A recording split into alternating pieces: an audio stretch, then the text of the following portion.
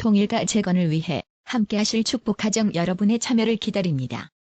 통일가 재건을 위한 축복가정 비상대책위원회 발기 취지문 2025년 11월 14일 오늘 통일가는 문 총재께서 생일을 걸고 세우신 통일 원리와 잠부모 신앙의 근본 정신에서 심각하게 이탈한 총체적 위기 앞에 서 있습니다.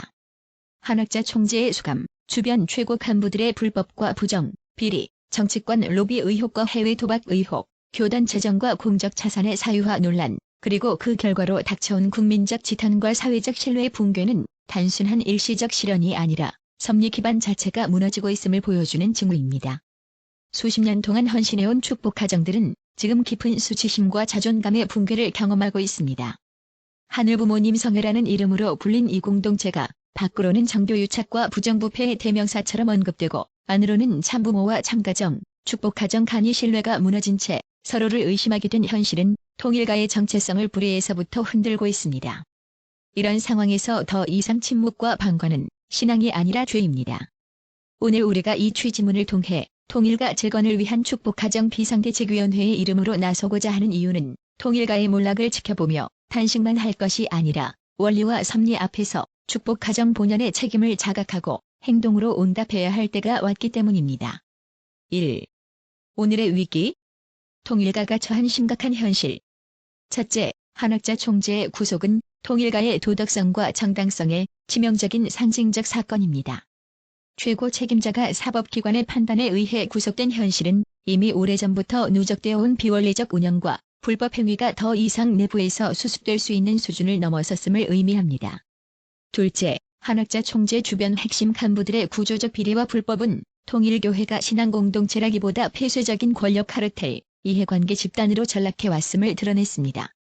재정의 사유화, 차명 계좌를 통한 자산 은닉, 특정 개인과 가족을 위한 인사, 재정, 사업 운영, 정치권, 관료와의 은밀한 거래, 해외 도박과 뇌물 의혹 등은 하늘의 섭리를 위해라는 미명 아래 원리와 양심을 짓밟아온 타락한 천사장적 구조의 실체를 보여줍니다.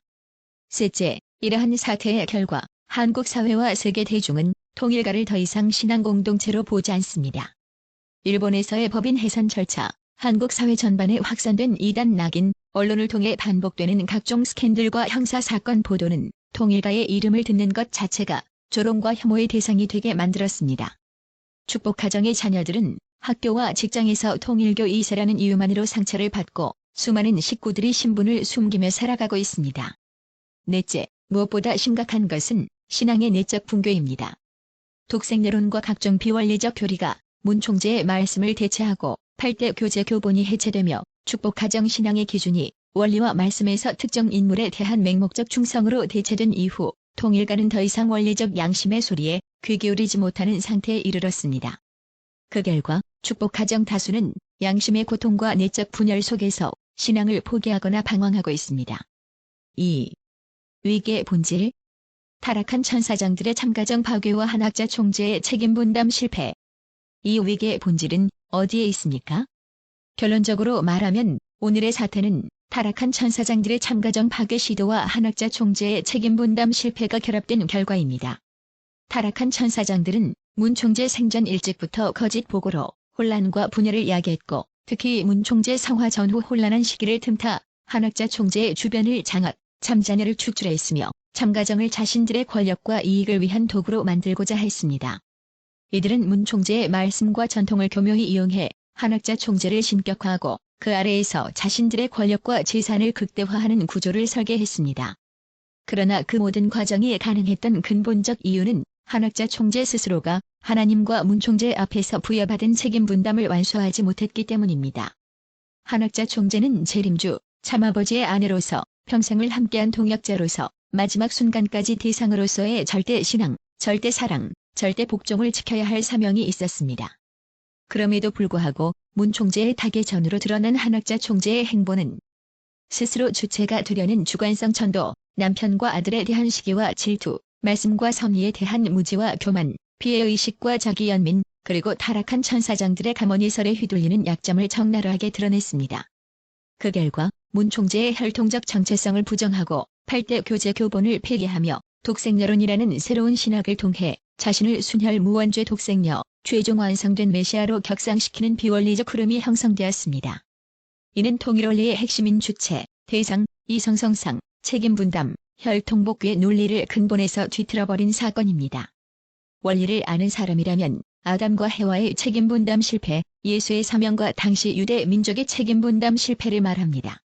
그런데 왜 동일한 원리의 잣대를 한학자 총재에게만 적용하지 못합니까? 왜 문 총재의 아내가 된 순간 한학자 총재는 책임분담이 면제되는 절대모호의 존재가 되었습니까? 아담의 책임분담 실패는 말하면서 해와의 책임분담 실패에 침묵하는 것이 원리적입니까? 예수에 대한 민족과 제자들의 책임분담 실패는 강조하면서 한학자 총재의 분명한 책임분담 실패를 말하지 못하고 오히려 신격화와 무비판적 충성을 강요하는 것이 과연 통일 원리의 정신과 일치합니까? 이는 명백히 비원리적입니다.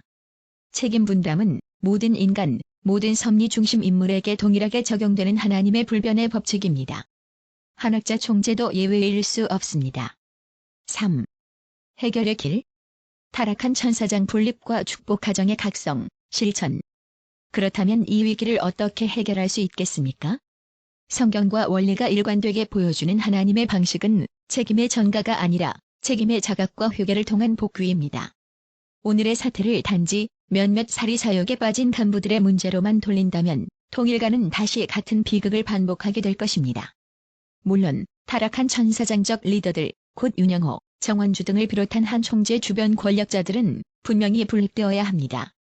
그들의 범죄와 불의는 철저히 조사, 규명되고 법 앞에 바로 세워져야 합니다. 그러나 여기서 멈출 수 없습니다. 문제는 그들만이 아니라 우리 축복가정 다수가 그들의 선동과 왜곡, 비원리적 교리에 동조하며 참가정 파괴와 교단 사유화의 과정에 직간접적으로 가담했다는 사실입니다. 우리는 오랜 세월 원리적 양심의 소리를 외면했고 문 총재의 말씀보다 권력자들의 지시에 순종했고 비리와 타락을 알면서도 섭리를 위해서라는 명분 아래 눈을 감았으며 타락한 천사장의 소가 참가정, 참자녀 형제를 악마화했을 뿐만이 아니라 참아버지의 한에 동참하기보다는 눈앞의 안위와 소속감을 택했습니다. 따라서 타락한 천사장들을 분립하는 일은 단지 몇 사람을 교단에서 몰아내는 것이 아닙니다. 천사장 편에 서서 참가정 파괴에 동조했던 우리의 내적 자세를 바로 세우는 것, 곧 축복가정 각자의 회개와 심정혁명이 먼저입니다. 무지 때문에, 두려움 때문에, 혹은 자기 유익 때문에 타락한 천사장들의 논리를 따라갔던 축복가정이 스스로 각성하고 잘못된 신앙과 선택을 하나님과 참부모 앞에 통일 자복하며 정의와 진실 편에 서겠다는 결단을 할 때에만 오늘의 사태는 탕감복귀의 길로 전환될 수 있습니다. 이 취지문에서 제시하는 진단과 주장의 신학적, 역사적 근거는 이미 여러 연구서와 문헌에 자세히 정리되어 있습니다. 이 문제를 감정적으로 호도하거나 인신공격으로 축소하지 마시기 바랍니다.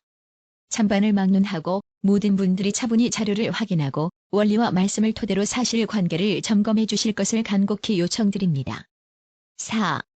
이제 누가 나설 것인가? 천일국 주인으로서 축복가정의 책임. 문 총재께서는 생전에 천일국 주인은 축복가정이라고 선포하셨습니다. 그 말씀은 축복가정을 단순한 교회 행정의 수혜자가 아니라 섭리와 역사의 주체로 세우신 선언이었습니다. 그러나 우리는 너무 오랫동안 천일국 주인이 아니라 권력자들의 비동적 추종자로 살아왔습니다. 교단의 잘못을 보고도 위에서 다 알고 하시겠지라는 말로 양심의 고통을 눌러왔습니다. 그 결과 오늘의 참담한 현실을 맞이했습니다. 이제는 통일가의 의로운 축복가정들이 나설 때입니다. 더 이상 잘못된 지도부에게 양심과 책임을 위탁하지 말고 원리와 말씀 그리고 문 총재의 생애 노정을 기준으로 삼아 무엇이 하나님의 뜻에 합당한 길인지 스스로 판단하고 결단해야 합니다. 통일가 재건을 위한 축복가정 비상대책위원회는 소수의 정치적 조직이 아니라 이러한 각성과 회개 위에 서려는 축복가정들의 신앙적 연대입니다. 우리는 다음과 같은 방향으로 나아가고자 합니다. 원리와 말씀의 회복. 8대 교재 교본과 문 총재의 정통 말씀을 신앙의 절대 기준으로 다시 세우고 독생여론을 비롯한 모든 비원리적 교리를 분별, 정리하여 통일가의 신학적 근본을 바로 세우는 작업을 추진합니다. 참가정 재건의 기대 조성 참가정 내부 갈등과 타락한 천사장들이 만든 왜곡된 서설의 사실과 원리에 따라 재조명하고 참아버지, 참어머니, 참자녀 스스로 본래 서 있어야 할 자리를 회복하는 방향으로 축복가정이 섭리적 기대를 조성하는 길을 모색합니다.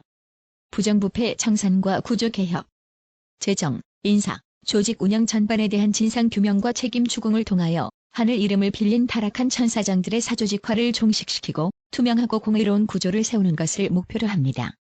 축복가정 심정 공동체의 회복.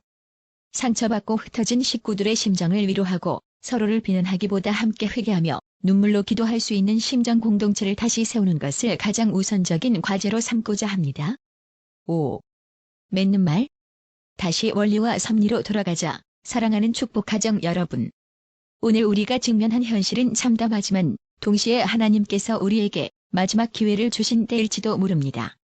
만일 이 상황 속에서도 우리가 침묵과 방관을 선택한다면 통일가는 더 이상 섭리의 도구가 아니라 실패한 섭리 집단의 사례로 남게 될 것입니다. 우리는 다시 원리로 돌아가야 합니다. 우리는 다시 입교 때의 순수한 마음과 눈물의 기도 자리로 돌아가야 합니다. 우리는 다시 천일국 주인은 축복가정이라는 선언 앞에 주인으로서의 책임을 다하겠다는 결의를 새롭게 해야 합니다. 타락한 천사장들의 거짓과 유혹을 분립하고 타락한 천사장들로부터 한학자 총재를 구해냅시다. 무엇보다도 그동안 침묵하고 동조해온 우리의 과오를 성찰하고 각성합시다. 그리고 통일과 재건의 길에 의로운 축복가정의 이름으로 함께 나섭시다. 하늘부모님 앞에, 참부모님 앞에, 그리고 우리의 자녀 세대 앞에 우리는 침묵하지 않았고 양심과 원리의 편에 서서 통일가를 다시 세우기 위해 싸웠다라고 고백할 수 있는 날이 오기를 소망합니다. 이것이 통일가 재건을 위한 축복가정 비상대책위원회가 출범하는 신앙적 이유이며 오늘 우리가 이 취지문을 세상 앞에 내놓는 근본 목적입니다. 2025년 11월 14일 통일가 재건을 위한 축복가정 비상대책위원회 준비위